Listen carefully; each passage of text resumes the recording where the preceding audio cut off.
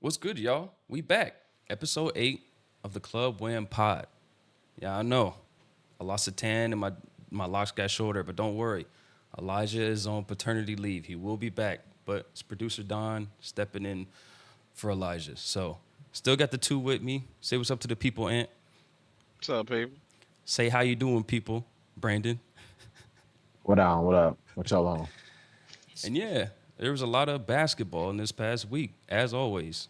I mean, it's fun. We got stuff to look at. So, first things first, Summer League. I know Bronny's been the center of attention, LeBron's son. I mean, what can we say, right? Bronny had kind of a slump first two games, but these last two games he picked it up. Um, his third game, he had 12 points, one rebound, one steal, shot 40% from three.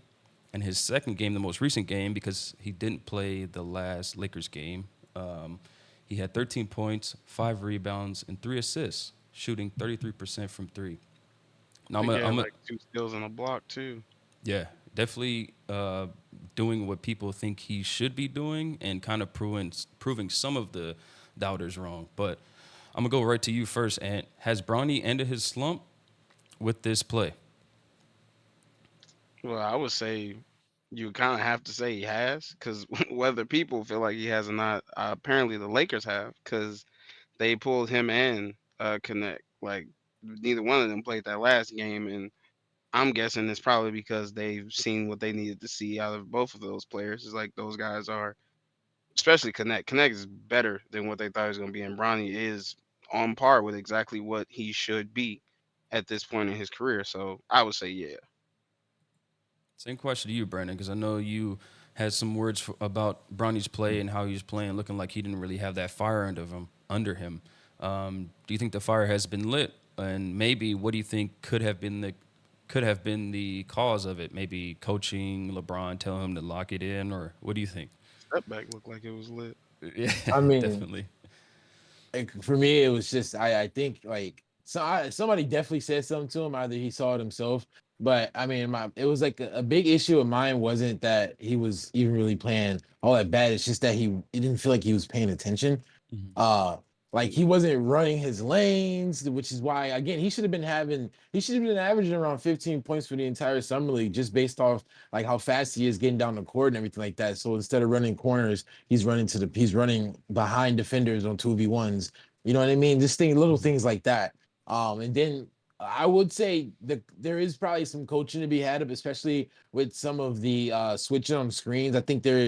I don't know how much they practice in summer league, but that seems like something that maybe they finally had a practice after a couple games, and they were able to actually talk about some defensive schemes. Um, but he's been playing a lot better. I still don't really think he gets that many minutes for the Lakers this year. I definitely think he will play just because just for the photo ops and everything like that. And then there's gonna be nights where all the guards are decimated. I mean, some late in the season, the third game after like third game in a week type situation where they need someone to fill in for some minutes. We'll see him out there. But he has played a lot better. And it's just more of what I said before. Like I knew he was better than what he was showing. I was just upset because he wasn't really showing that. Yeah, definitely makes sense. And I do have a follow up question to that. I'll go right back to you, Brandon. What would Bronny have to do to show that he basically deserves more playing time than what you say? He has to go to the rim. Like he has to get to the rim. He has to show a real first step towards the rim. That way he could open up his shooting. And then from there, like turning that corner, just being aggressive because he has never been aggressive ever in the basketball career that we've seen. He's never ever been aggressive. So it's all just about him being aggressive. That's all we need out of him. That's fair. And back to you. Same question. What would Mhm. Bronny have to do to show that he deserves these minutes? And maybe even if you feel like it, throw out a stat line. What stat line would he have to average in summer league for him to get them minutes? To be completely honest with you, in order for him to get minutes, he literally is gonna have to like to what Brandon said. I think like last week or so, he's literally gonna have to start playing like old boy from the Rockets was Fred Van Fleet. He literally is gonna have to play like him. Like You have to be a dog while you're on the floor. You have to be a physical presence. You have to be involved in every play that's near you. You cannot be afraid to shoot. You got to make them shots count as well. You can't just be out there shooting. So it's like he, all in all, he's gonna have to get more aggressive, straight up, and efficient on top of it. Because it's like it's fine if he starts to look for it more and gets more aggressive on defense, but we don't want that to turn into fouls and missed shots. So it's like find make your spots happen more. That's what he needs to this what he needs to work on. Yeah, I Being a mean difference that's maker. totally fair. Go ahead, Brandon. I was saying just being a difference maker. I think that would open up just his entire game. Uh, Yeah. that's And especially on the defensive side of things, it's like you almost gotta like get on the Westbrook type because it's like we know he gets rebounds here and there, he gets steals, he gets blocks. It's like you get those, you get the ball, go. Don't like sometimes yes, a couple out in front, maybe wait for the rest of you. But like, bro, if you get a steal, go, bro, go. Make them catch you because I don't think most of them can. Yeah, definitely fair assessment. Um, Moving on to kind of a tangent on that. We did see Jalen Brown with a few ladies from the W, Angel Reese included, and he had some choice words for Bronny about his play. He said, basically, if you're a lip reader, he said that he doesn't think Bronny is an NBA level player, but he did think he would get minutes because of his name. And I'll go to you on this question first. Do you think Jalen Brown's critique was fair, or was it more along the lines of, he kind of maybe got hyped up around who he is with and started Yeah, just talking smack? he What do you think on that? he got caught talking. He definitely got caught talking to the shorty. That's literally what happened. He's like they caught man, and they had the camera on that man at the right time. Call him in there, just like, oh man, he ain't like that. It's like, but no. But the funny part about it, I feel like that's gonna come back to bite him because at any point in the regular season, Bronny just might end up on the court with Jalen Brown, and Jalen Brown just might end up in the wrong place at the wrong time. So let's, for his sake, hopefully that does not happen. But yeah, I don't look at it like I don't take anything serious from it. Like I don't think he really like thinks like, oh man, this dude ain't finna last that long. It's just like right now he ain't as good as what he gonna be.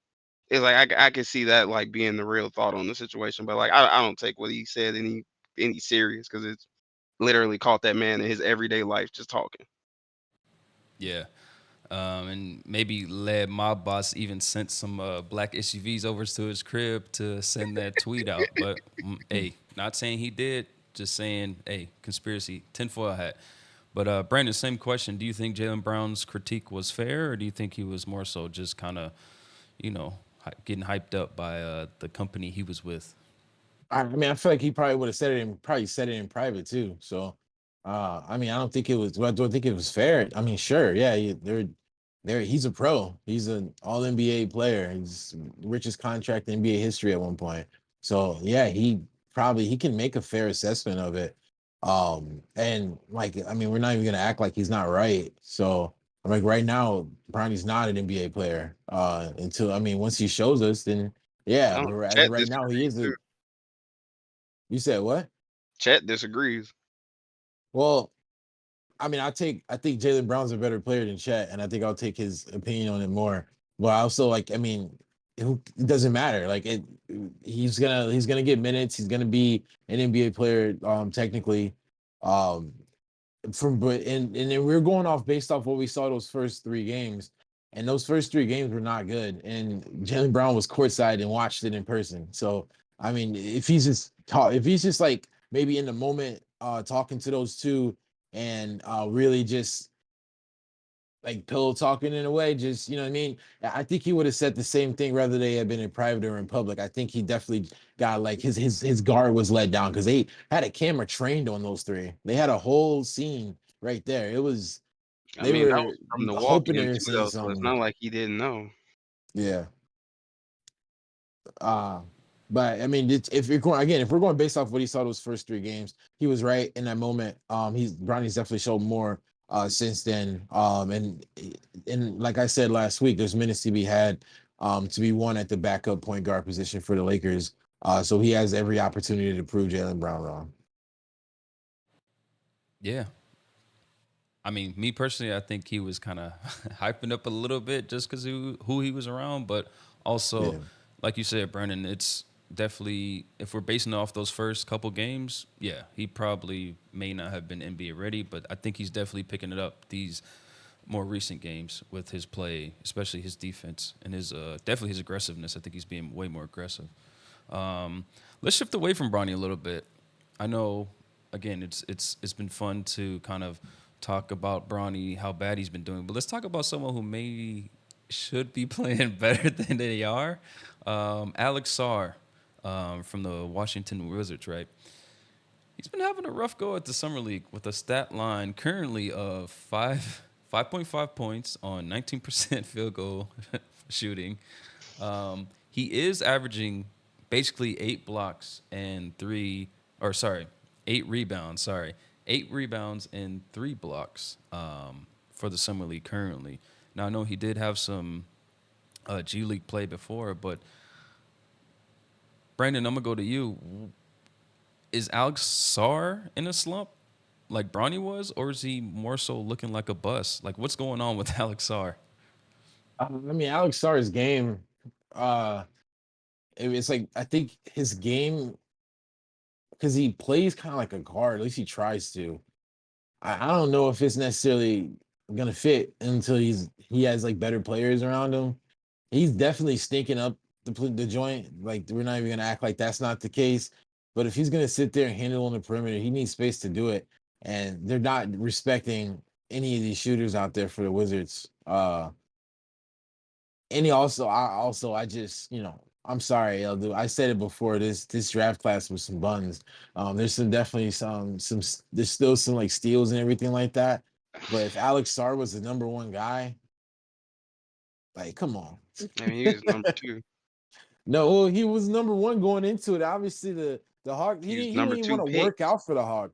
He didn't even want to work out with the Hawks. Like the dude was like he thought he was too Yeah, good 'cause he for it. knew he couldn't play center. Obviously, that's what I'm getting from this. He not a center. Yeah, How yeah. tall is he? 7'2" or Fucking 7'1". ridiculous. But like, he not a center, right? Like, he not at all. Like, he's a four, and he's not a skilled four that he think he is. Because I don't understand how you are shooting 20% in summer league as a mobile 7 footer. Like, that's just kind of crazy. That just means you're literally like you're missing like almost everything. Like, you're He's not not getting going dunked. to the rim. He's not That's going to yeah, the rim, and that dog.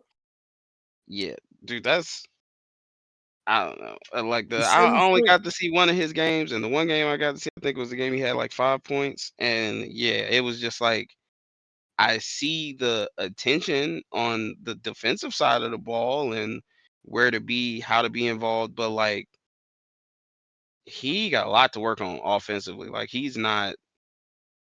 I'm gonna put it like this: Cocaine Curry making them boys look bad because it's starting to look like he really should have been the number one pick because and in terms of where everybody was picked, him at 3 is he looking like the best out of the top 5 picks. So I mean, Alex Sarr is I wouldn't call it a slump. He got some work to do. Kind of stinks. I don't think it's a slump. I think he legit got some work to do. I think it's a good and bad thing he got drafted to the Wizards because they're not expected to do anything this coming NBA season. Like if we look at how all the teams have retooled and improved and everything that's going on around the league, we don't really expect the Wizards to be in the mix of anything playoff wise. So he has the advantage in that aspect of it where he literally can get a full year of NBA experience to improve his game. And from the looks of things, he's definitely gonna need it because you cannot be shooting 20% from the field as a 7 footer.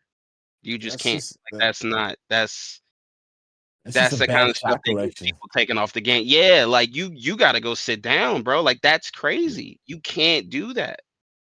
definitely as number 2 pick, you definitely can't do that. Yeah, Alex Sarr has some work to do because we believe in Reed Shepard over here. So, Man, yeah, I mean, moving on to the next topic, and Brandon, I'm gonna go to you to this as our resident Bulls fan. It looks like the Bulls got some pretty good pickups for the summer league and this draft. they better take This that center too. Yeah, despite shooting a percentage of only 33%, 34%, Buzelis has been playing aggressive, attacking the rim, and just throwing up some crazy dunks. I saw one where he caught one like basically at his waist and dunked it. So That wasn't no lob. He made that a lob. he made it happen, A bro. lob. Usually that's one of them ones where they grab it, go down, and go back up. But nah, he made it. He Dog. made it happen. He said, "Nah, this mine." But Brandon, I'm gonna go to you. Starting with Buzelis, like, how much upside does he have? Do you think his game is legit, or you think it's just kind of like summer league? He's going off a summer league high right now. Well, I mean, he was projected to go number one last season up until he played for the Ignite. And I think having played for the Ignite and played against pros for a year definitely helps because his handle looks like a lot more natural than it did even a year ago. And that's helping a lot with him getting to the rim. And which is what I say all the time. Like if you can't shoot and you can't even get to your spot, at least try to get to the rim. And he's going like balls to the wall on it. So I'm very happy as a Bulls fan, I was happy that we got him because he was so excited to be a Bull. And he just has like this enthusiasm, and immediately said when he was drafted, "All right, let's get to work," which I respect. Yeah, he's one of them ones. Also, shout out to former Bull Carlick Jones getting the triple W on Team USA. But uh, but yeah, no, Buzelis is good out there. He's good. He's gonna have to work for a shot, but I think there's a chance he's in the starting lineup to the begin the season and could potentially close some games for him if he's playing that aggressive, which I'm all for. Anything we can do. Anything we can do, to be honest. So Yeah, and as someone who's He's maybe don't have the C red bias, not saying Brandon does, but just to be fair, how much upside do you think Buzelis has as a rookie coming in? Buzelis a hooper.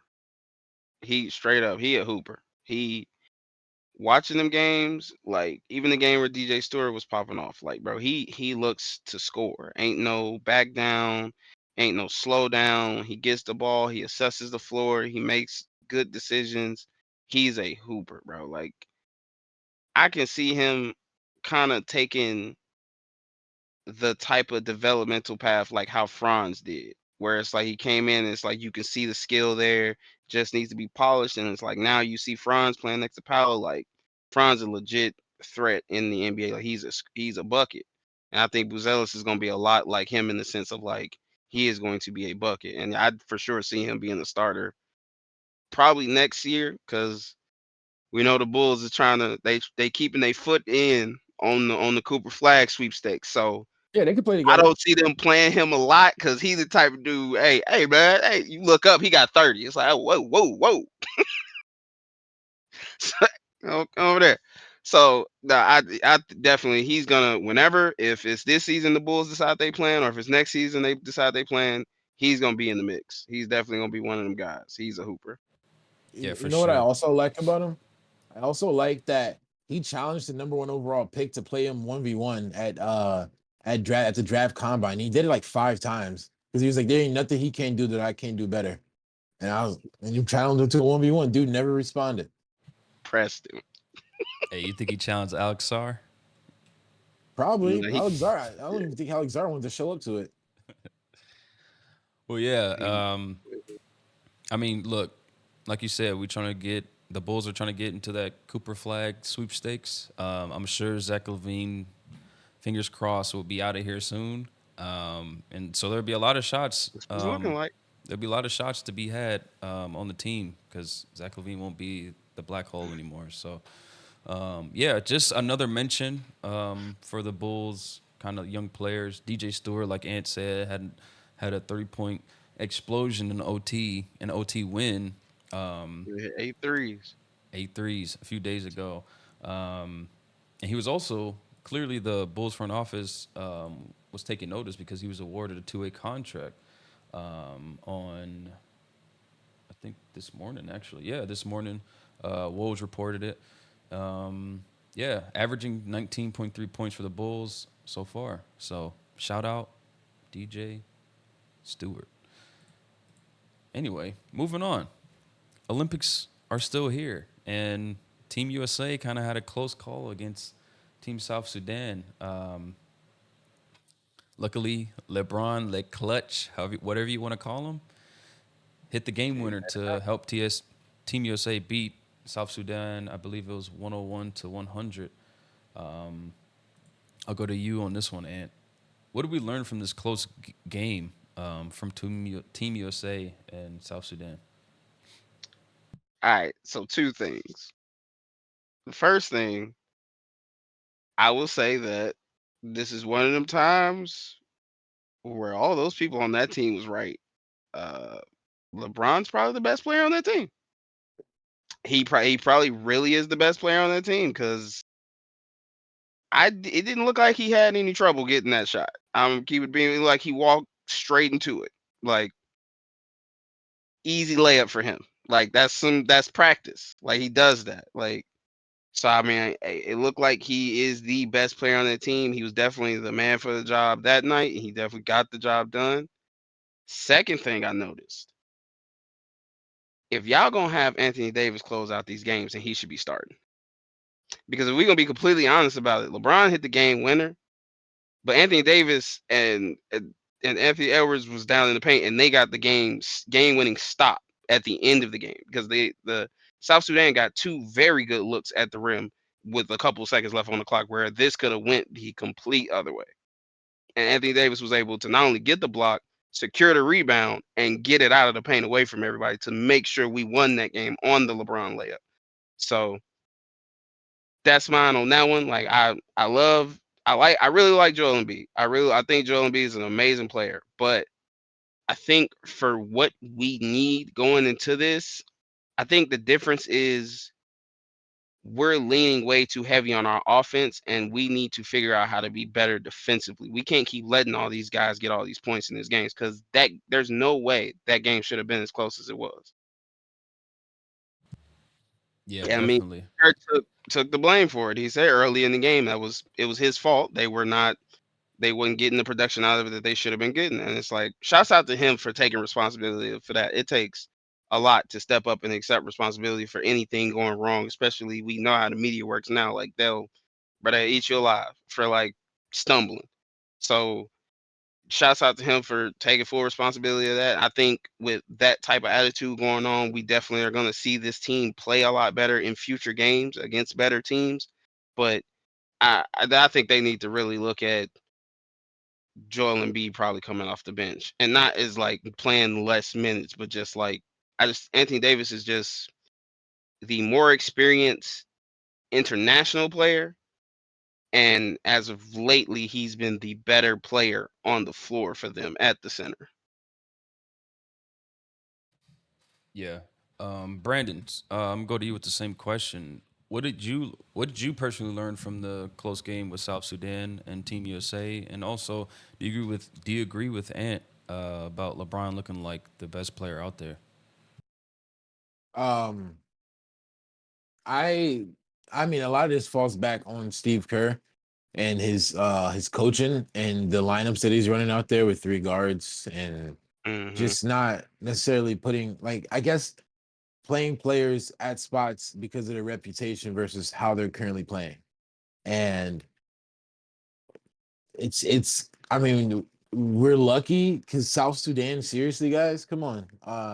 They probably didn't even take this team all that serious going into it, and that was probably a big issue is that they probably didn't scout enough. Um Them boys are and shooting. yeah, and they was out. I mean, if you shoot enough threes and play hard enough defense, you have a chance in every game. Hmm. And I mean that's what South Sudan did. Shout out Luol Deng. Um, Right? yeah, and then let's for LeBron looking like the best player on Team USA. I mean, yeah, like I mean, LeBron's the leader of the team. I'd say. I think him, Steph, and KD are like all like the pillars. You know what I mean? And everyone else is kind of like branched off with that. Um, I don't think Embiid's game is necessarily suited for the international game. He plays a lot of ISO, a lot of like tries to get to the line a lot, and honestly, the FIBA refs don't they don't play that. They're not all that pump fake and stuff, all that falling over. Like you're not doing anything but getting yourself out of position for your team to have to play 4-on-5 on defense. So yeah, I would probably bring Embiid off the bench and use him more of a bench scorer. Because as it currently stands, like while Embiid may be the better player in the NBA, his style does not fit well in the it doesn't fit well in the international game. And then having Bam and AD like playing together would that's I think that's their best big lineup. They be And killing. I'm kind of They be curious to see killing. where KD fits in with all this too, because theoretically you could just run LeBron, Steph, KD, Bam, and AD, and that could be Be it. But fine. like, it could be fun. Um, I don't know how it working with the international game. International guards kind of play a little different, but yeah, no, I don't think Embiid really fits all that well with the international competition, at least as a starter. He may just be better suited for them as a bench scorer. Yeah, I mean, I like that idea. I like AD's defense and I like Bam's versatility. So I do think Embiid coming off the bench because I don't want to see Embiid trying to foul bait and flop and when we trying to go And for that's gold, it's bro. slowing down the rest of the team. It's like that's the when we have these type of Hmm. teams, it's fast paced ball movement, open shot. Yeah. We can't be like you got to be a rolling big. It got to be screen, roll, move. All right, roll to the corner, come back up, another screen, bam, go down. Like it got to be constant motion. We can't. Everybody got to stop when Joel Embiid gets the ball at the free throw line. Dude needs to be That way 2012 Kevin yeah, Love. yeah. Well, I don't think he can do that, man. Kevin Love a different type of dude, man. Kevin Love's skill set is just it's perfect for this environment of basketball. Like I don't that's just hard to ask anybody to be an amazing rebounder, play within the system, and know exactly when to pick your spots. It's like I don't know because Kevin Love, we talking about Kevin was probably a top 5 rebounder all time, for like straight up. Like the man's a board. Like he get boards, bro. Wait, are you saying that Embiid isn't willing to sacrifice enough to be Kevin Love to be Yeah, that's exactly what I'm saying. I don't think he's willing to. I don't. No, I'm not gonna say that. I'm not gonna say I don't think he's willing to sacrifice. I think his game, his offensive game, the way he plays for Philly, it doesn't fit well with how Team USA needs to play. Yeah, for So sure. that's where the issue is. Like he needs to figure out a way to score and do him within everybody else, because it's just like that's kind of what everybody is having to do. It's kind of like even with the Steph stuff, it's like we run stuff for him occasionally, but it's like we're not gonna run it every time. But we come down, we need a shot. Obviously Steph backdoor double screen, bam. We know who's cutting where. We have the other options off of that. It's like it has to be stuff like that. It's like they have to be able to run things with Joel Embiid where it doesn't completely slow the entire offense down when he gets the ball. Because like from what I've seen, the game against South Sudan, I watched the game against Australia, and I watched some of the game against I can't remember the first team they played. Every single time, like Joel Embiid would get the ball, it just seemed like everything slowed down. And it's like Yeah, he has to sit there and if assess we're and gonna jab run, step yeah, and it's like shit. if we gonna run 3 guards, we cannot slow our offense down because we That's already negated. we're undersized on defense. So we gotta be getting these shots out. Like we gotta be flooding these teams. Like because we have the players to offensively flood these teams out, but we have to keep it at a high pace offensively to do that. So it's just You, like, it's a style clash thing. you know what it is? Embiid is not a Steve Kerr type center, so he doesn't Yeah, fit his yeah, scheme. Whereas AD and Bam, absolutely versatile, can yeah. pass, They can move shoot, around, dunk. they can play Yeah, different spots, they can shoot. yeah. Like they don't take long with the ball. They understand moving and keeping it going. Both of them roll perfectly too. Anthony Davis and Bam, like if you ain't in the way, that's a dunk every time they roll. Yeah. Especially like, I mean, yeah, you got two of the best lob catchers. Like AD is one of the best lob catchers ever. And then you got Bam, who's like up there as well, who can get up there and is strong and fast and quick and can, you know what I mean? That's why I like the lineup of those two playing together because Bam, Like they don't have to run that like any type of drop coverage when you got Bam and AD out there because they can both switch on the guards and on the wings and stuff like that. It's not a big deal. And I'm not saying Embiid can't. I just like because he does it in the regular season, but it's like it's been something about Embiid's defense like since I want to say since like last season when he started like really putting up huge numbers and trying to go for the MVP and stuff like that. I just think his defense has not been where it used to be. Like when he came in, he was a two-way prospect. They were calling him a king for that reason because he was a two-way prospect and he is a good defender and his the numbers prove it. But like just watching him, I don't know if it's the same. I don't. It doesn't look like it's the same. It doesn't look to be as effective. And then in this context as well, where Embiid's kind of getting schemed off the floor, it's not good. Like there They was put a him in couple, trouble quick. yeah, he's picking up a lot of fouls, which to me it's like more to me it re-emphasizes my point that maybe he should just be used as a bench scoring big off the bench, can get in 10 15 minutes and that's just kind of it. And it's like it's not a knock to Embiid to say something like that because Embiid is one of the best players in the world, but within his role for like he should show that by also like playing into his role and trying to win and fit into the team and still do his thing. Like I to me that would be the least problematic outcome of all this is that Embiid buys in and just does what he has to do off the bench. Yeah, I think that's the best way to put it.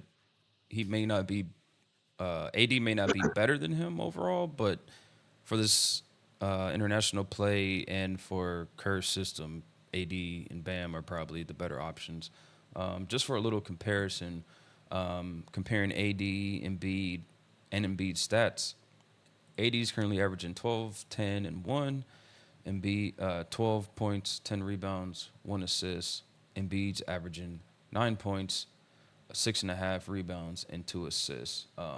They shoot AD, 50% from three. yeah, AD's 50% from three, Embiid's 20. They both are about 48% from the field, and in the 70s for their free throw percentage. So, yeah, overall, I mean, I'm pretty much on y'all side because I like AD more than Embiid's game at this point. So, yeah, but Yeah, for the s- aesthetics. yeah. But speaking on Embiid, I know last week we had a little discussion about players playing for countries besides the ones that they were born in. I know some people had some issue with Embiid playing for USA, thought he should have played for France or even Cameroon. Just wanted to give some insight on his response to why he didn't play for those other teams. So TLDR is that France was being a little pushy, basically asking him, "Are you going to play? Are you going to play? Are you going to play?" And I guess that kind of turned Embiid off a little bit. He said that the U.S.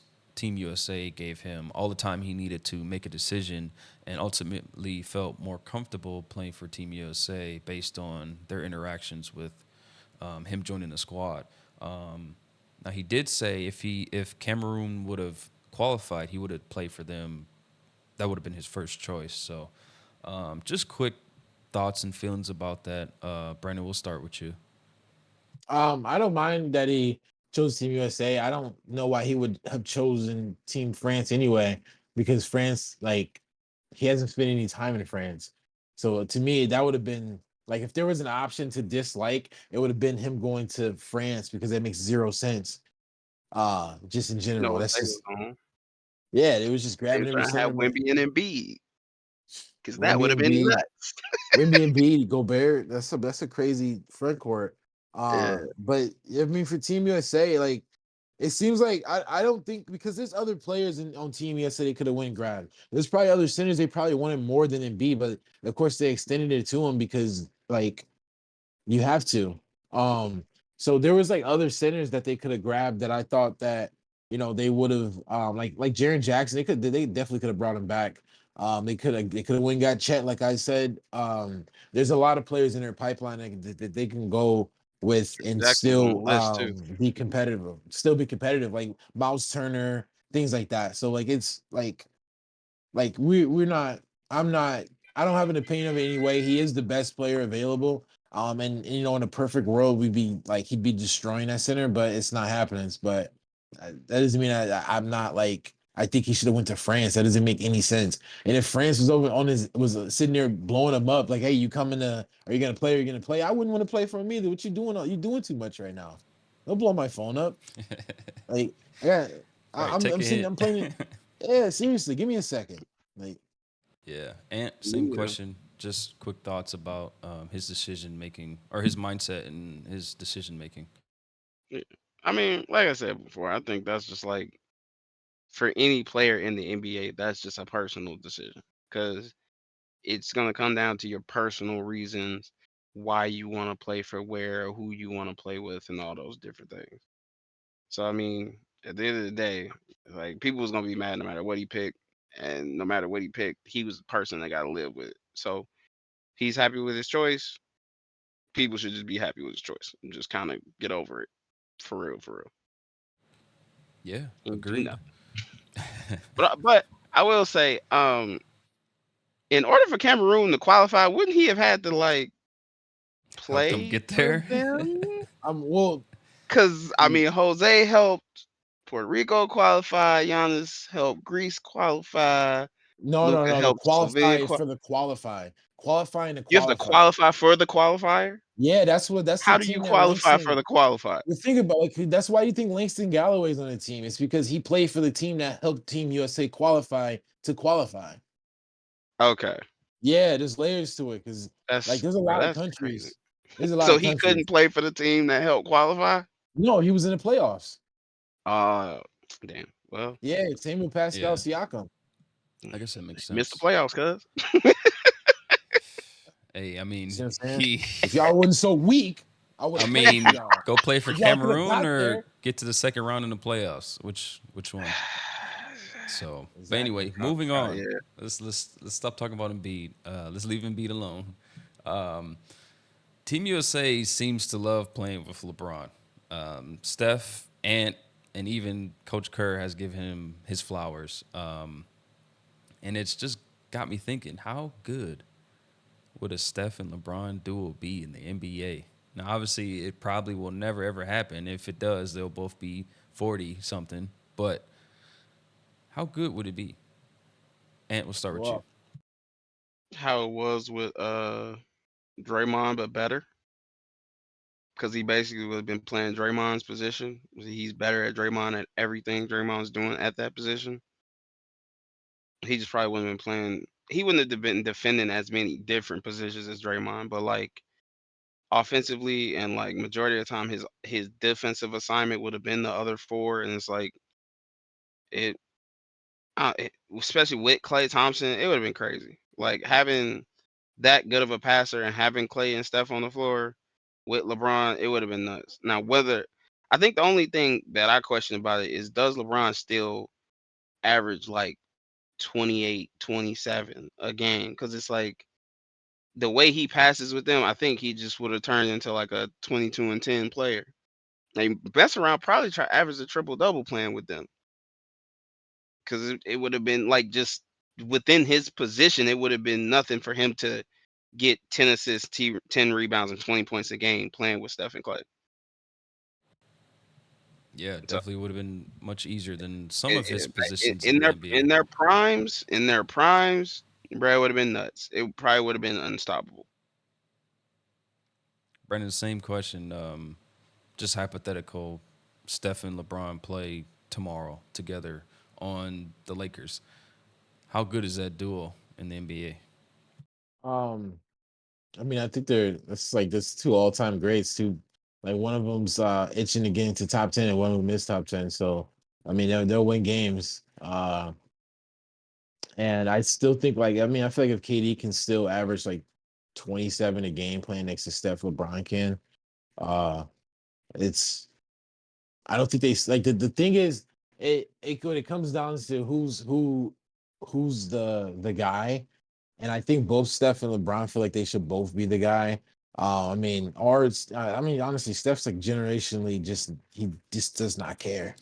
Like he's chill as long as they're winning, which is why he's kind of dealt with what he's dealt with for the majority of his career. But it would be a good duo to watch for sure. I mean, we saw what happens when plays with good passers when he doesn't have to do things with the ball all the time. When Draymond actually plays, and he plays significantly better with Draymond on the floor than with not. So I can see LeBron stepping in and doing a lot of the same things that Draymond does, but also being able to do more because he is like more offensively gifted. Yeah, it would definitely be fun to see. I mean, I would love to see it. I know LeBron and Steph has had kind of a rivalry this last, in like about 3 4 years ago. So I definitely think it would be fun to see. Both got Um, 4 rings, right? hey, let's get our fifth together, right? Both got four. Hey. Anyway, moving on to the W. Wait, actually, because I got more on that actually, because Go ahead. they were talking about trading LeBron to the Warriors last season. I thought there was like a lot to that. I thought that could like realistically happen, and I don't see how both sides probably could have been okay with it. I think they were giving up Kaminga and some picks and or whatever for it, which I thought would have been like all right for both teams. I mean, Lakers get picks, young players, things to build around. Warriors get LeBron and get to try it one more time, try it with LeBron. So yeah, that I don't think that's like that door is completely closed. I mean, LeBron does have a no trade clause, but I don't think he would veto a trade to the Warriors. I just don't feel like that's something he would do. I don't see why he wouldn't want to do that.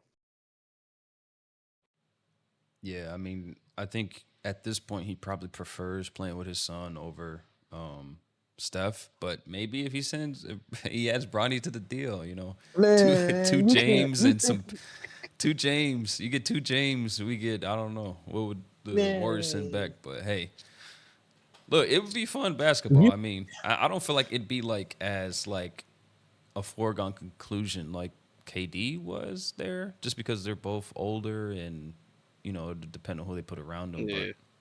I feel like a lot of teams in general are getting a lot better. So yeah, no, I you don't know. said back there. You don't think LeBron James would go play with Steph Curry and get a chance to win his fifth ring, but while throwing his son under the river? I absolutely feel like he would do that.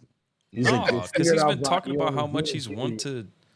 he's want to play with his son and how historic it's going to be. I mean, I do. If He LeBron traded does anything, midseason. it's bruh. If LeBron trades his son, that's crazy, bro. No, I'm saying LeBron gets traded midseason because then by that point he might have played a couple games with Bronny, so he did technically play with his son. Yeah, I mean, look, if you asking me, I say nah. At this point, he'd rather play with his son, and he's kind of over the chips. Like, sure, he'd like to get another one, but I think he's kind of like, I did what I had to do, in my opinion, at least. But hey, I'd love to see it, and I wouldn't be mad at it. So, but anyway, moving on to the W. It was a crazy weekend of WNBA hoops, right? All-Star Weekend happened. Team WNBA, led by All-Star Ogumbawale, right? Dropped 34 points, beating Team USA, led by 8-3 Breonna Stewart. All-Star Game MVP. All-Star Game MVP, record-breaking 34 points. There's just records broken all over the place. She Caitlin scored like Clark set 21 a in the first. record All-Star Game, or sorry, broke a rookie All-Star Game record with 10 assists, which was one just shy away from Sue Bird's overall record of 11. Angel Reese was the first rookie to record a double double in the All Star game. And I'm gonna start with you. What impressed you the most this WNBA All Star Weekend? Caitlin Clark's passing. She it's it's a shame her shot wasn't falling. Like that really sucks because like both of them really should have had a double double in this game because Caitlin was doing the damn thing passing the ball. Like she was the pocket pass is crazy. Like it's there before the defense even get to turn around to see anything. Like her passing was amazing. But bro, Arika going off in the third, bro, like she's leaning, bro. She's leaning on him. Every one of those three, she's catching and leaning. She's just, bro, it was crazy. And that's not even her first time doing that.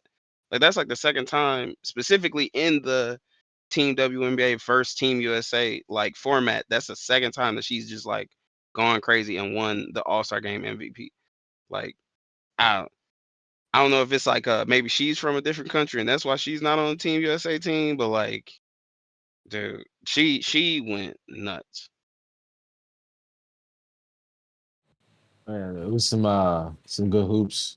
Um, I mean, yeah, no, the Andrew Reese getting that double double was really nice too. Seems like Caitlin, the game's starting to slow down for Caitlin Clark a little bit. And her game starting to form into what it might end up being here for, which to me comes off a little like Trey Youngish, which I mean, I think that is even more emphasized in a game like this, where like her shot's not falling, she's not getting to rim any of that stuff, but she still ends up with 10 assists, just because she's a good table setter and she's playing with some good players, which is crazy. And all is that we were saying all the way back on episode 1 or 2 that there were players on on Team WNBA that should have been on Team USA and didn't get an opportunity because of politics. We said this like over 2 months ago. So if we were here first to it, don't act like we can't even act like we haven't like we didn't call it out. Yeah. Like the all time the league leading scorer didn't make the Team USA roster. That doesn't make any sense. It's also I think it's the first time two rookies made the All-Star team too, with Kayla and Angel Reese both. Yeah. Yep, that's definitely one of the records broken. And Um, shouts out to Alicia Gray. She won the 3-point contest and the skills contest in the oh same yeah, night. Shouts out to her. I think that's another record, right? Yeah, yeah. Breaking records. I'm saying he was going, bro. It was a crazy weekend. Yeah.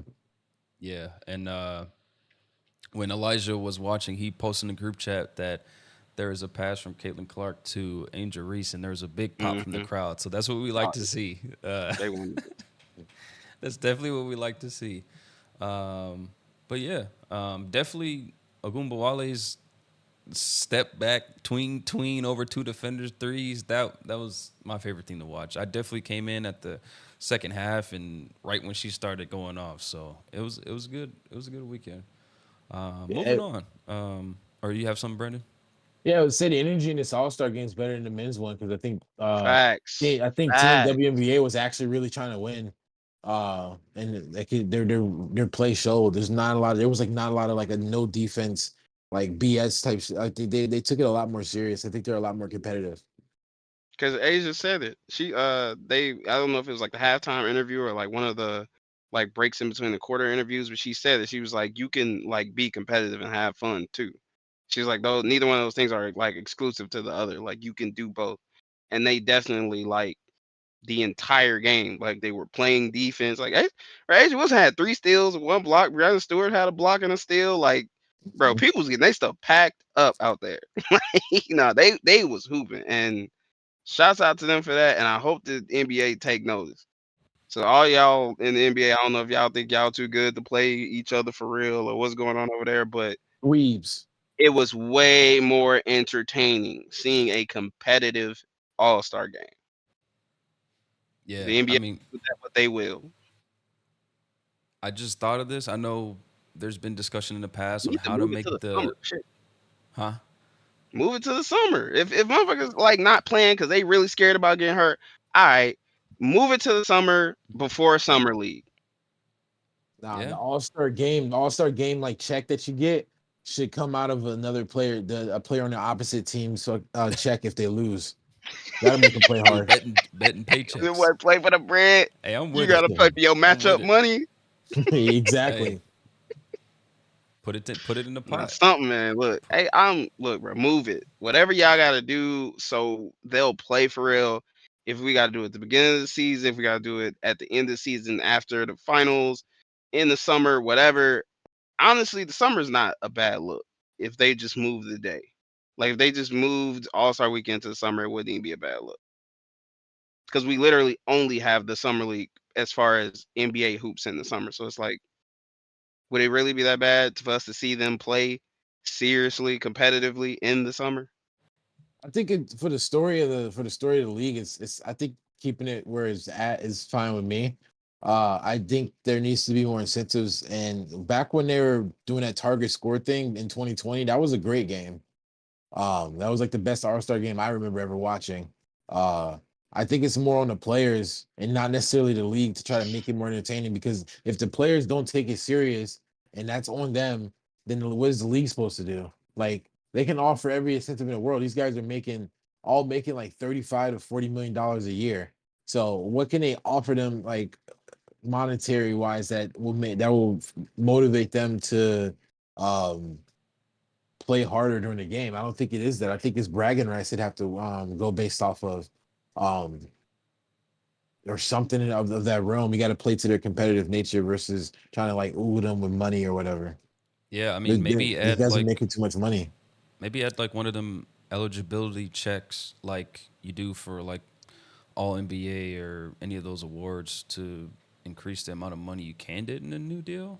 If I'm thinking about that right, but hey, look, my suggestion: add Big Three, replace that with the All Star Game, and have a draft system. That would be cool, but they won't do that. But yeah, more WNBA news. There's been a new media rights deal which is worth 2.2 billion, 11 year deal as part of the NBA's massive recently approved deal. Um, the WNBA's current media deal is valued at 60 million per year. And they'll also be adding a new expansion Another team, team. And the Golden State Valkyries, which will give the WNBA 13 teams, and it'll allow the WNBA to stretch its schedule to 44 games per year. And I'll start with you. How does this media rights deal impact the WNBA going forward? Do you think it will be beneficial overall? Do you think it may have some growing pains just with the new schedule and stuff like that? More games, maybe more games equal less quality, or what's your thoughts? well, I guess the most important part of it is more games equals more money for those players and those coaching staffs and everybody else, right? So that would be the biggest plus to take away from all this, is that if more money is being pumped into the WNBA, that means that more of those players and more of those people on staff are being rewarded for them raising the popularity of the W. Like, because just all in all, in general, in the past couple of years, the eyes that have been on the WNBA has been constantly growing, and so it's good to see that the dollars are finally starting to catch up with that growth, and hopefully we can get it to a point where more of those players are will start to feel like they're being paid what they are worth. Because I definitely know that was one of the biggest issues with the W, is a lot of those players have to play overseas and find other teams to play for during the off season to kind of like supplement income and make the money that they would need for like what they feel like they deserve. And it's just kind of like, the whole looking at the way the NBA deals work with all that stuff. So all in all, everybody should be happy because everybody should be getting bigger checks now. I mean, more games, more checks, more game checks. So Yep. that should be good. That's also like they get to play later into the summer. And then how many games do they play now? Like 30 games? I think it's like 36 or something like that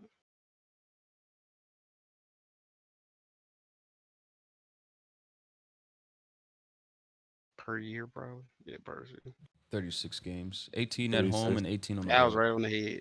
Okay. So W. yeah, that's pretty good. Great. There's more opportunities to be seen.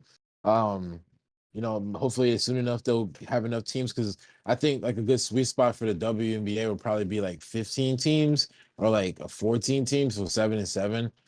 Just because there's a lot of draft picks in the WNBA that don't get the time to develop. So you get like those 2 seasons, and then like, or even that your rookie season, and the team will waive you, even if you were drafted like number 3 overall, because it's like if you're not good enough right now, what's the point of spending the time and develop you when we already got good vets? It's a rough world out there. I think this allows like some of those players that get overlooked because there aren't enough roster spots in the league to stay in America and stay trying to get on the WNBA court. Yeah, all good points. And who doesn't love more money? So I'm all for it. And I feel like the Golden State Valkyries is going to have some dope branding and some dope jerseys. I And just are they gonna try to draft old girl off the rip? oh Who? Um, the one that's still in college. No, but no, but no. They don't get a Paige, draft. No, Oh yeah, the Paige, Paige. expansion, yeah, the expansion draft is done with already existing players after the draft. Okay, Wait, no, before the draft. Before the draft, they draft before the draft, and they can't. And okay, it's okay. not college players. It's just current like players on currently on teams. So Yeah, that would have been cool though. To yep. send Paige over to Golden State. Mm-hmm. Hey, well, yeah. Moving over to the NBA, shifting away from the W. Talking about money, more people getting paid. Evan Mobley signs a rookie extension, 5 years, worth up to $269 million. Brandon, is this money well spent by the Cleveland Cavaliers? uh, I mean, yeah, yeah, you gotta pay it because Mobley's good. He's a good defender. He's a good upside, so you kind of have to pay it. Um, yeah, yeah, that's all it is. You feel like you have to pay. Yeah, you have to pay the money on a contract like that for a player like that, just because you don't know if he'll get better or stay the same. And I feel like this money is going to be more normalized here in the next couple of years anyway. So it'll be to come off that contract or send him over somewhere with where someone still believes in his original upside. And over to you, same question. Is this money well spent by the Cavaliers? I think I think it's money well spent for two reasons. First one being, I think Evan Mobley still has a lot of room to like improve in the sense of like I still feel like he still can be a lot better than what he's playing. First off, but secondly, I feel like this is a sign that Cleveland is they're locking in with the guys they have and they finna make a push to try to get a championship. I think that them paying him and Darius Garland coming out and saying he doesn't want to move, like those are rumors, those are false rumors. Like he never said any of that. Donovan Mitchell getting paid, Evan Mobley getting paid, him telling them that he wants them to keep Jared Allen being kept. I think Cleveland has decided on the guys that they're about to try to make a push with. And I feel like that's the sign, that's the biggest sign that I got from this him getting this extension is that this is their guys. They're locking in on it. They're gonna figure out how to make these four guys play the best they can on the floor together. Yeah, I, and I I still think they'll trade Mitchell. To be honest, I still think they'll trade him not this season, but next season. I think that like well the thing is they can't like why would For like who? I don't know for who. I don't know for who and I don't know the trade. What I'm looking at is this team like actually good enough to contend? And if you commit all that money to all these players, you don't allow yourself more any real movement or roster building later on. Uh I'm not sure how good Cleveland is more than anything. I'm not sure how good they are with the type of play that they are. I think they still have certain player archetypes to fill out their roster with that they may not even have the money for anymore. Running two small guards is always going to be rough. Like Now when you got two 7 foot rim protectors, they on the I floor just together. I don't know, man. I just don't see the vision. I don't even mean to be a hater on it. I don't see the vision for him. And man, sometimes you gotta believe in your guys. And it's working out for Orlando. It's working out for Sacramento. They got further than they've ever gotten believing in De'Aaron Fox. So I mean, hey, sometimes you just gotta believe in your guys.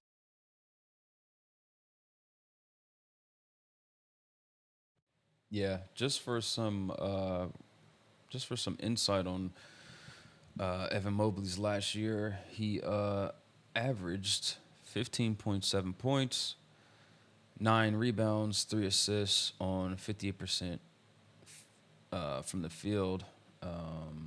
So yeah, I mean, hey, That 50 games is what the problem is. to me, that's like that's too Yeah. much, but I'm also cheap, and I feel like most players shouldn't get that unless they're like star players. I mean, that's a lot of money, bro. Like, You're paying for upside though with a player like this because he is only like what 22. yeah, Hmm. I look. Oh I'm just yeah, saying you're the way paying I for the am. I'm upside. paying for what I see, and that is not Yeah, but I mean, you got to 269 look million at for me. what other options do you have. That's So we also talk true. about you got to get past Giannis, Joel Embiid, Wemby, Jokic. We talking like just some towers. So it's Evan Mobley or Rashawn Holmes. Like there aren't many like big man options Yeah, that you would like comfortably put in front of these guys to try to get a win. So I mean, but either way, a lot worse than Evan with either player, they're not doing much. So might as well Mobley. save some money. That's the way I see it with the East, how it's stacking up. So, I mean, you got the Knicks, you got the 76ers. As long as playoff P shows up and not way off P, Celtics, Bucks. So, eh, but look, hey, get your bag, get the money in, as Elijah would say, get the Keep money in. getting them checks. Yeah, let's move on to our last topic. LeBron James is determined to be a part of the Las Vegas NBA expansion team. There's no set expansion team or expansion draft, but he wants to make sure his name's in the hat for anyone that might pop up. Woj reported that LeBron is putting in work and determined to be at the forefront of ownership, of the ownership group that inevitably brings an NBA franchise to Las Vegas. Currently, LeBron has equity in Fenway Sports Group that has ownership over the Boston Red Sox, Pittsburgh Penguins, and Liverpool FC. Brandon, I'll go to you because I know you've had some choice words for LeBron as lead GM over at the Lakers and even back when he was on the Cavs. Do you have faith in lead GM as an NBA franchise owner? I mean, I don't really know if I can speak on LeBron James's business game, but if I'm speaking about his team building game, and how he goes about doing it, then I would say we're in for a disaster. But no, I mean, we'll see. Like he's clearly trying to go the Michael Jordan route, getting the ownership stake in, trying to be a majority owner so that he can like build a team and everything like that. And then Las Vegas is a very, very, very lucrative city to have an NBA team, man, because it's such a tourist heavy spot. It's nice that he's doing it. I mean, I would I support that. I mean, I'm all for black billionaires, so you know. We'll see what he tries to build with that though, because we don't have a good body of work already. Who And who same quick. coaches? Who's coaching? You know what I mean? Are we bringing in Doc Rivers Yeah, to coach? it's hopefully. Mhm. No, they're gonna get Adrian Griffin and he's gonna kill. He's gonna get a winning team on. Hey, I feel like people would love, like, I don't know. I just feel like people would love going to Las Vegas because it's so lucrative, like you said, Brandon. Maybe not so much.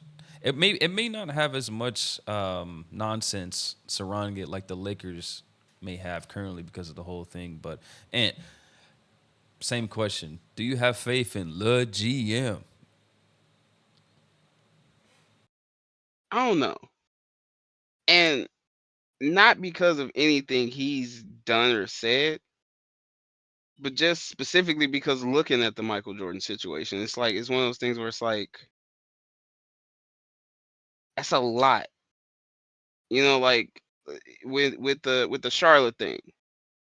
When I seen an interview where Kimba was talking about it, where like for him playing for Mike was like it made him feel like he needed to be better. It made him feel like he needed to keep working, play as hard as he possibly can, all that. I feel like you don't get that out of most guys in those situations. I feel like like he got that out of Kimba, but majority of the guys that have played under Michael Jordan, they haven't. They say it, but we ain't seen it. Like Yeah, well, yeah. Lamelo Think about said he was trying to win MVP coming into one of these seasons, and he was good, but wasn't MVP caliber. So it's kind of like the pressure that comes with playing under a player of that caliber. Everybody can't handle it. And so I kind of feel like that obstacle alone is going to be like something that is going to make his job difficult. It's because everybody can't. You playing for LeBron. So certain things are going to be expected of you, just like at first when it was like you playing for Michael Jordan. So it's gonna be rough. It's gonna be. I think it's gonna be a rough road. He may get lucky. He may just run into some guys that's just like, yeah, like we play for LeBron. We gonna do this. We gonna show y'all. We gonna work our ass off. He might get lucky and run into some of those guys, and he might just run into some guys that's happy for playing for LeBron in Vegas, and that's good enough for them. Yeah. Quick question. Would y'all personally, if you're an NBA player, let's just say you're above average player. Let's just Yes. say what's a good above average player, like a pretty consistent above average player, like a Chris Chris Middleton maybe? Middleton. Yeah. Yeah, Chris Let's say you're Middleton. Chris Yeah. Middleton. Would you want to play for LeBron James? I'm young. Yeah, let's just say you're young, Yes. approaching your prime. Yes. Personally, yeah, because I like them type of challenges. Okay. So I would take it how Kimba took it. Like I'd be in the gym every day. These games, like you would tell, it would be very visible on the floor. Motherfuckers would have a very hard time staying in front of me, a very hard time stopping me from scoring. Like I would take on the challenge personally. Brandon? No, Just a straight too much no, no. pressure. Too much. No, too much pressure. Yeah, I feel Too, that. Yeah. what to all that extra media, all that. No, this because it becomes not about basketball after a certain point. So yeah, Hmm. no, I wouldn't want to play for LeBron. I think it would definitely help your brand though. Like your post NBA career, I think playing for LeBron would definitely help that compared In I'm the to gonna short, go get you have to buckets. do that I shit for don't like need a it. short stint. You play hey, for him for like 2 years and kill and get up out of there. Yeah, they hey, help you there. or help him get a chip, you know? But yeah, now we're gonna do a little exercise, right? Just thought about this today because we're talking about LeBron being led GM, right? We're gonna do a mock NBA expansion draft with Team Ant and Team Brandon. Now here are the rules. Teams Ant and Brandon will be able to select 14 players from a compiled list I set up earlier. This list does not include unrestricted free agents because in the last expansion draft, the Bobcats, they weren't able to select unrestricted free agents. You can choose restricted free agents, but the likelihood of them staying may not be high, right? So it's basically Right. your choice. If you feel like you can keep them, if you feel like you have a shot to keep them, go ahead. It's your call. But realistically, in this exercise, it shouldn't matter as much. And teams are not able to select player more than one player from a team. So if you select Ben Simmons from the Nets, then you can't select another Nets player. But yeah, we're gonna go ahead and we're gonna flip a coin to see who goes first, heads or tails. It's hey. I'll choose tails. All right, and so you go first. So here is the list of players. Okay. Who is your number one pick for the 2024 mock Mm, expansion draft? mm. Hmm, There are so many options as a number one pick. so much Right. mid. I think I know who I want. I'm just gonna skim the list real quick just to make sure. There's a new Luca. Wait, go back to how it was.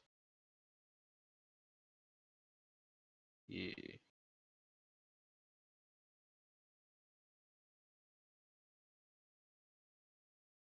Yeah, Derrick Rose on this joint twice.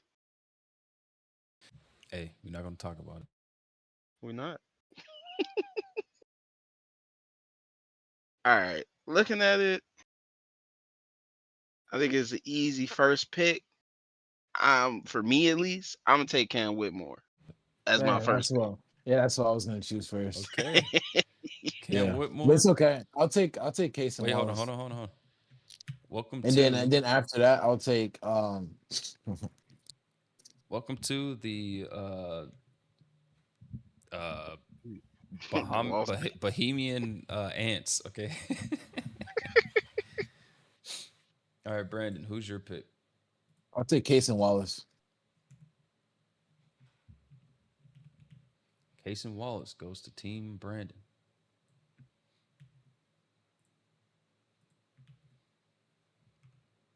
All right, and who's your second pick?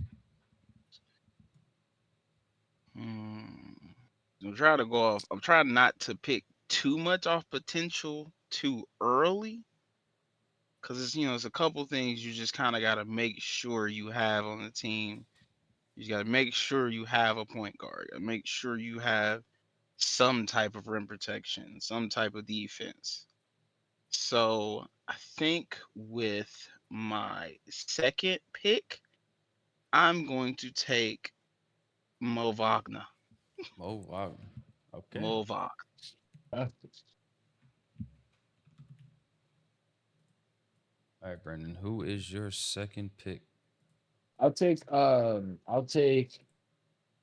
Hardy. Okay. He's also on here twice. We're not going to talk about it. And go ahead with your third. Third pick.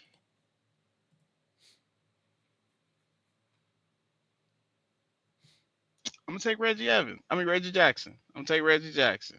I'm gonna grab me a point guard real quick. I'm gonna take Reggie Jackson. Okay. Reggie Jackson is going to the Bahamas. Go ahead, Brandon, with your third pick. I'm gonna take Andre Jackson Jr. Mm, Andre Jackson Jr. from the Milwaukee Bucks. How's it feel, Ant? I was gonna get him later. Left him on the board too long. Go Yeah, I ahead with your did. fourth, Ant. My fourth pick.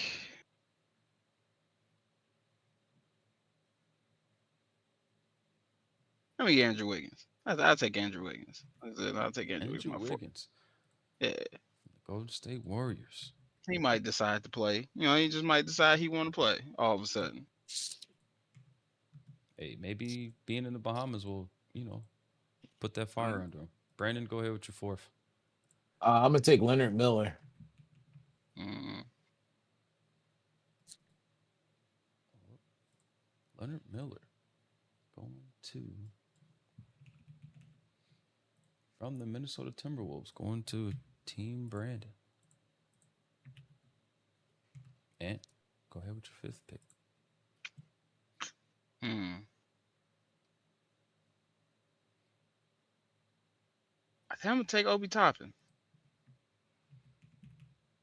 Wait, I didn't pick a Pacers, right? Yeah, I'm gonna take Obi Toppin. Yeah, Okay, so Ant's trying to fifth make sure pick will everybody be been from Obi different Toppin teams. from the Pacers.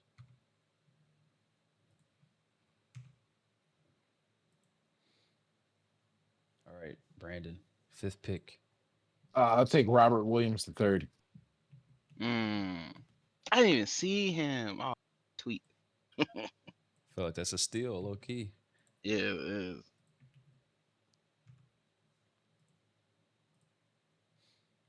All right, Ant, sixth pick. Okay, now I'm ready to take Ben Simmons. I will take Ben Simmons. Nah, wait. Second pick. Second thought. I want Jalen Wilson instead of Ben Simmons from the Jalen Brooklyn Nets. Wilson. Yeah, the rookie they just drafted. I want him instead. 'Cause Are I you think he sure? ready to ball. Yeah, he ready to ball. Ready to ball. All right. So Jalen Wilson to the Brooklyn or to the Bohemian Ants. Brandon, go ahead. I'll What's your take sixth Peyton pick? Pritchard. Mm, Peyton Pritchard from the Celtics. Can you imagine being on the draft board for the expansion draft, bro? Like, yeah, I feel it like gotta be some like nerve people wracking. would be like, please pick me. Like, if you're coming from like Detroit, going to Las Vegas, maybe, I don't know. Like, Oh, going what from team? Okay, Please. because it's probably going to be Las Vegas, right? What Yeah. team would you basically volunteer yourself? Like, what team would you be So on if you had to basically they from volunteer on the yourself? net. if I was on the Hornets, I probably would just because I wouldn't want to live in Charlotte. Yeah. I can see that. You said Oh, Maybe yeah, Bucks, not even Ant. because Orlando. it's Charlotte, just because I don't. That's another team where it's just like I don't know what they plan is. So, Yeah. So go ahead, Ant. What's your seventh pick? uh, Halfway there. let me get Yuta Watanabe from the Memphis Grizzlies. He in bottom left. Yeah, Yuta could shoot the Okay. ball. Yuta Watanabe from the. You're gonna need a shooter. Well, Ha. Go ahead, Brandon. What's your seventh? I'll take I need a 7 footer actually. So and I already grabbed. Wait, no, I didn't. I'm gonna take Steven Adams. From the Houston Rockets. Okay. He's, Good pick. he's only Quality, 28. quality big man. Yeah, he's Really? pretty young. It's crazy. Go ahead, Ant. Number 8. Um, let me get. Let me get. I just where is he? Where'd it go? Let me get Christian Wood. I said, yeah, let me get Christian Wood off the Lakers. Christian I Wood was gonna take from the Max Christie, but I'm gonna take Christian Wood. Los Angeles Lakers. Okay. You'll be expecting a couple black SUVs from LeBron, Le Mob Boss himself. Go ahead, Brandon, with your eighth pick. I'm gonna take Bryce Sensabaugh. Mm, he is good. He had pretty Bryce good. Sensabaugh from the Utah Jazz. Goes to team. What town would your expansion team be in, Brandon? What town are you representing? Second Chicago team? Uh yeah, second Chicago team. Chicago Brandon's pick. North this is Bryce a Sensabaugh. north side team. Oh, no. Go ahead, This Ant, is with your ninth the pick. This is the Cubs adjacent team. Right. the Rogers Park. Um, hmm. I go back to the list real quick.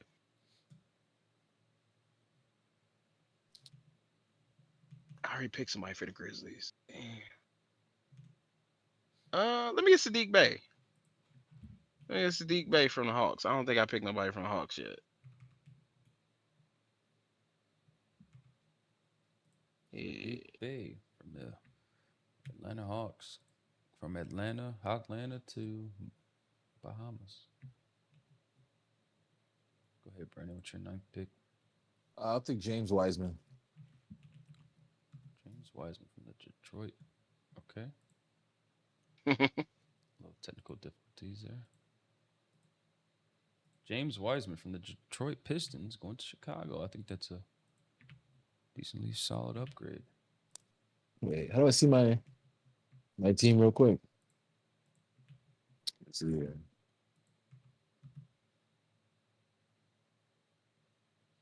Okay. Good. Yeah. All right, Ant. You're on the board. Your number 10 pick. Okay. Number 10 pick.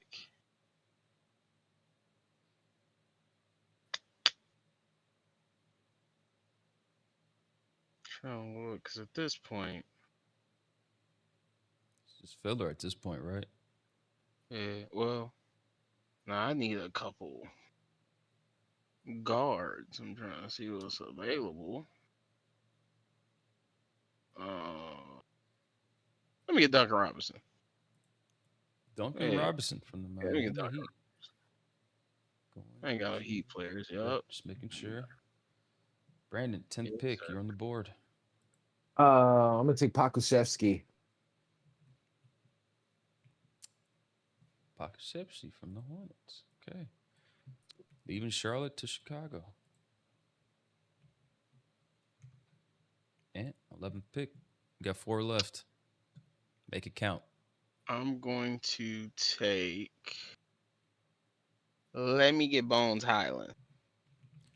Bones Highland I from was, the I was LA between him and Clippers. PJ, but I think I want Bones. All right. Your LA teams have been exhausted, and Brandon, you're on Okay. the board.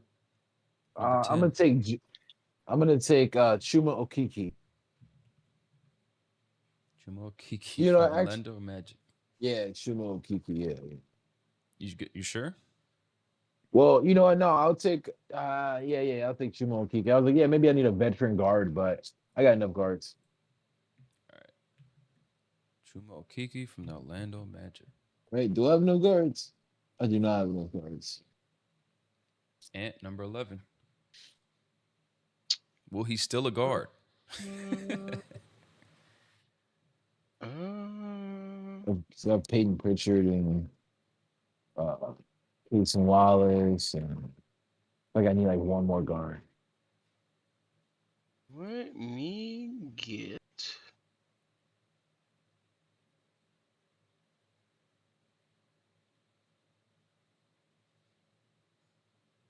There ain't that many options on this board.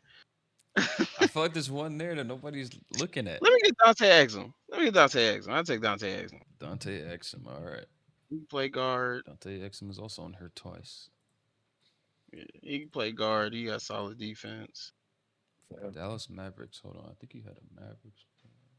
No. Okay, we're good. That was Brandon. All right. I'm gonna take Derrick Rose. Derrick Rose. The Memphis Grizzlies. Do you have a Grizzlies player? Nope. All good. All right. Two left. All right, let me get Imani Bates. Monty Bates. From the Cleveland Cavaliers going to Bahamas. All right. Now I already know what my last pick is. I hope Brandon don't steal it. Brandon. He can't. Wait, 13? Yeah, 13. 13th pick. Go ahead. Get two left. Now I'm starting to have to actually really think about it. Um,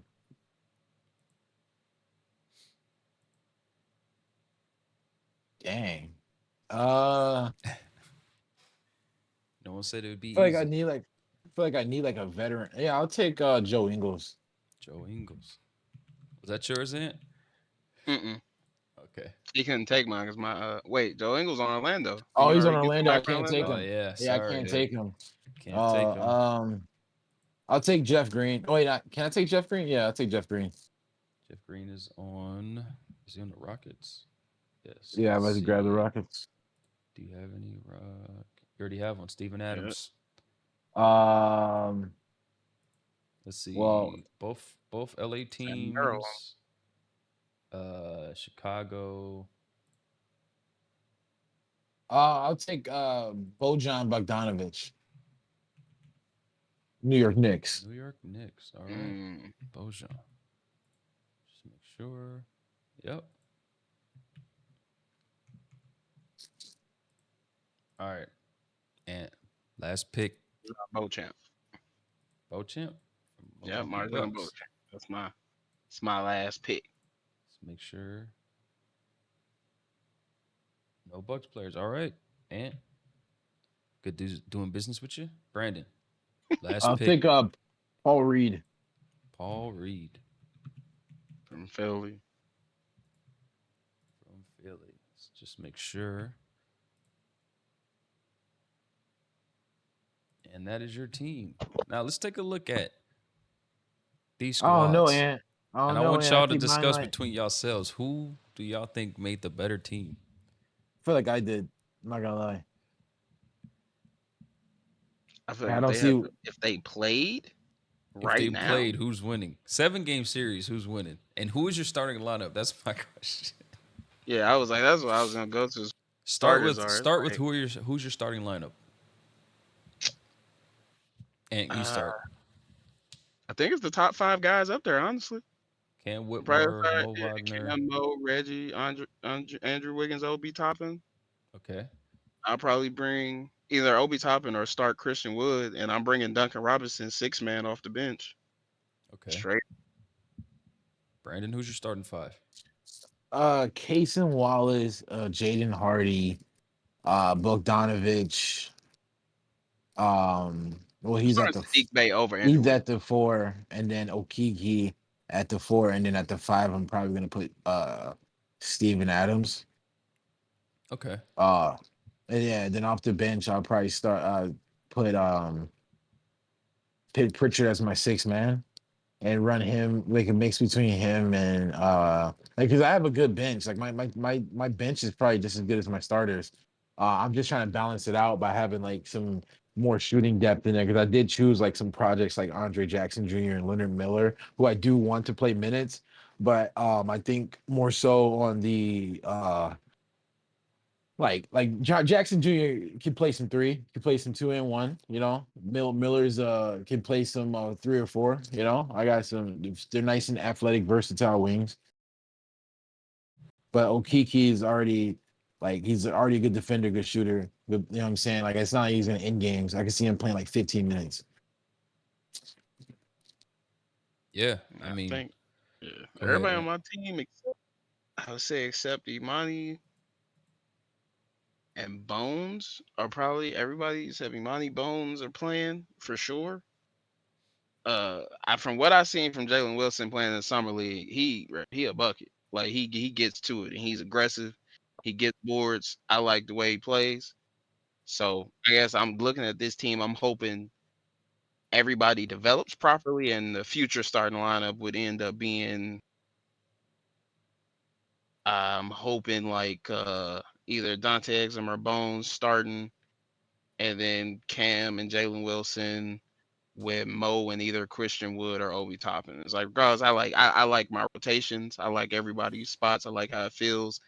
Even Sadiq Bey and Duncan Robinson coming off the bench is like experienced scoring wings, or them playing in place of Jalen Wilson if he doesn't say develop into like a true starter. As like, yeah, starting off, I feel like this is a solid like expansion team starting off. You win a couple games with this team. You win a couple games.